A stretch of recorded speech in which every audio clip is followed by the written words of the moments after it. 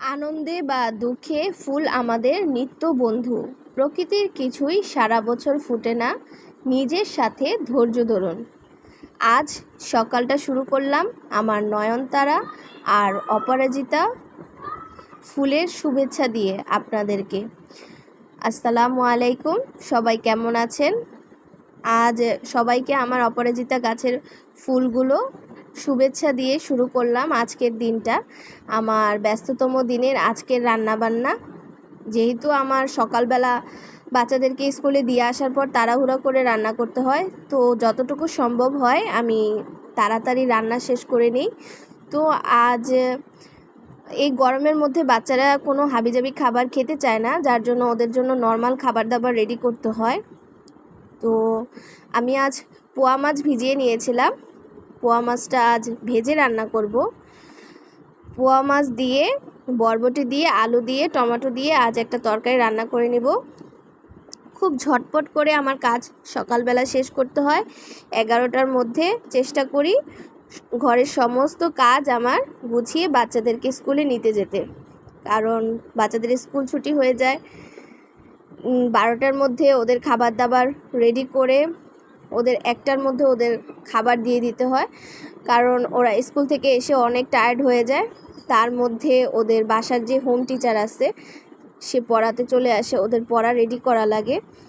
তো স্কুল থেকে আসার পর ওরা তাড়াতাড়ি খাবার দাবার সেরে নেয় দুপুরের। তো আমি তাড়াতাড়ি রান্না করে নিচ্ছি বাচ্চাদের জন্য। আজ আমি বেশি কিছু রান্না করব না, আজ আমি একটা তরকারি রান্না করব, সেটার ভিডিওই ছোট্ট একটা ক্লিপ আপনাদের মাঝে তুলে ধরলাম। এই তো আমি তরকারি প্রতিদিনের মতো যেভাবে কষিয়ে নিই সেভাবে কষিয়ে পানিটা দিয়ে দিলাম, সাথে কিছু বরবটি আর আলু এখানে অ্যাড করে নিলাম।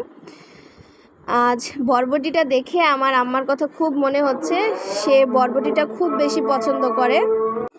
তো বরবটিটা দেখে আজ আম্মার কথা খুব মনে হলো, কারণ আম্মা বরবটিটা খুব বেশি পছন্দ করে।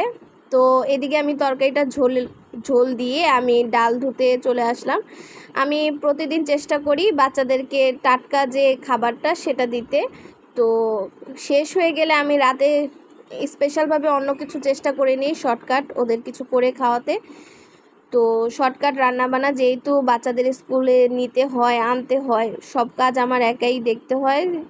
তো চেষ্টা করি একটা তরকারি রান্না করে ওদেরকে তাড়াতাড়ি স্কুলে আনতে যেতে। তো এই তো